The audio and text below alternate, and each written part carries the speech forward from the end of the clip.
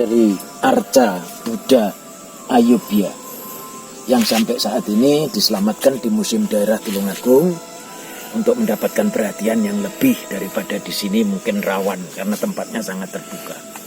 Ini kawasan tembok daripada makam Astono Gedong. Nah, kita sekarang berusaha keluar.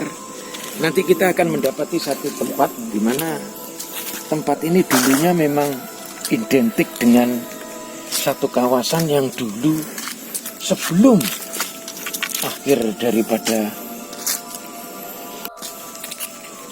Ya Gus, ini kok ada angka 28 di pohon ini, apa memang ada alasan tersendiri atau sejarah tersendiri atau hanya angka saja? Ya, ini Mas Dana, ini adalah pohon Nogosari. Nah, pohon ini biasanya ada di makam-makam keramat. Jadi makam-makam para kaum bangsawan, makam-makam para aulia, ini biasanya ada pohon Nogosari. Nah, pohon Nogosari sebesar ini usianya pasti di atas 300 tahun. Karena Nogosari lebih, bahkan bisa mencapai 500 tahun ini. Kalau melihat besarnya ini. Besar sekali loh, ini sama badan saya aja, coba saya rangkul ini. Nah, ini sebesar ini. Ini 500 tahun lebih. Jadi diperkirakan seperti yang diceritakan tadi di dalam pada sekitar abad 15 pertengahan. Tanaman ini sudah ada. Karena kalau saya menanam 1 tahun itu pertumbuhannya nggak ada 1 jengkal jari. 1 tahun. Nah, kalau sekarang ini seperti ini, dan ini dikasih nomor ini karena kategori tanaman langka dan harus dijaga dan diselamatkan. Ciri khas dari makam-makam aulia dan makam-makam para kaum bangsawan. Selalu ada ini. Ada awet. Ya, milsa.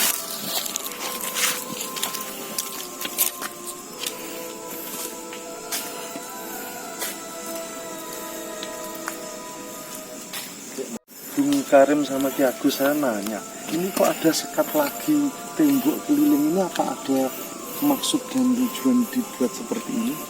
Barangkali Bung Karim bisa menjelaskan. Iya, jadi gini, Mas Dananya. Ini tembok kedua setelah kawasan dalam tadi. Kawasan utama. Kawasan yang utama di itu sana. di dalam. Ini tembok yang kedua yang bisa dikatakan sebagai kampungnya. Jadi kampung itu untuk membedakan bahwa makam yang di dalam gedong yang di istana gedongnya yang di dalam.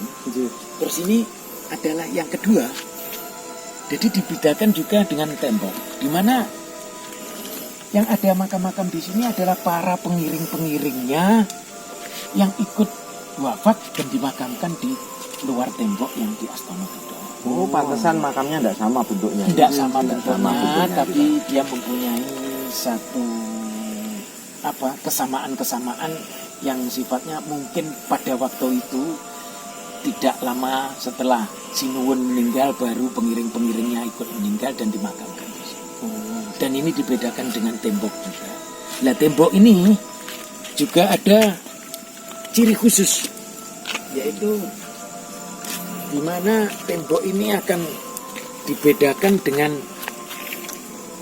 kampung yang di luar kampung. Ini di luar kampung ini akhirnya dipakai oleh warga desa sebagai pemakaman umum. Oh iya. Pantesan ini masih ada makam-makam yang baru ini. Di sana tidak ada makam baru. Tidak ada.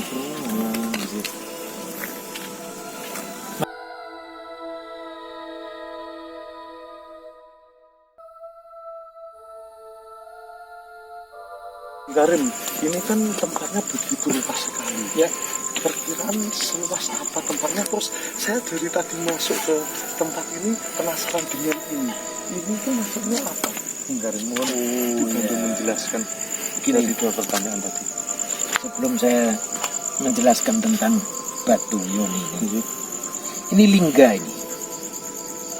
Lingga ini membuktikan bahwa jauh sebelum zaman Majapahit, lingga ini membuktikan struktur daripada bentuk batu persembahan dari zaman-zaman Hindu Buddha. Kalau luasnya kawasan ini mungkin dulu kawasan ini luas atau ada beberapa perkiraan dari sisa-sisa ada andesit yang berserakan itu mungkin di sini dulu juga sebelum dijadikan tempat kawasan pemakaman itu sudah ada mungkin di beberapa sudut kita tidak tahu. Tapi siti ini siti Hinggil, bahasanya lebih tinggi dibanding kawasan di sekitaran sini.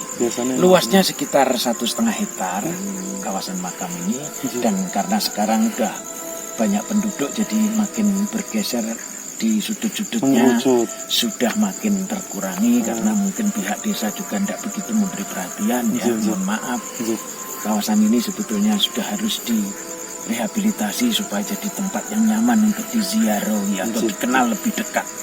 Karena di sini dimakamkan para leluhur kita yang dulu pernah besar pada masanya.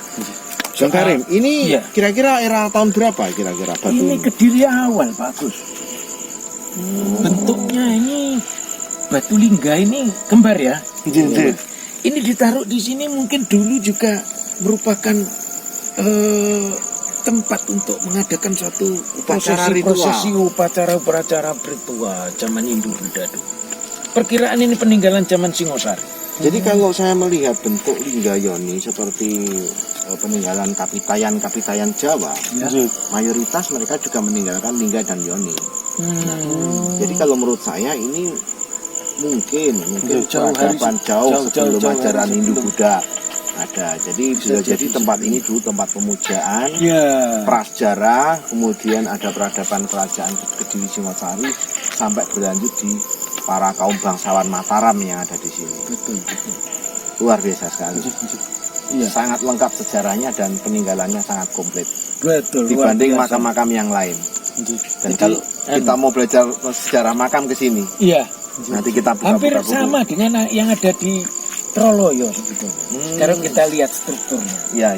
Nah, makam Troloyo itu kan juga bagian di dalam Kedaton Majapahit. Perlu diingat lagi, Troloyo itu berasal dari Setralaya.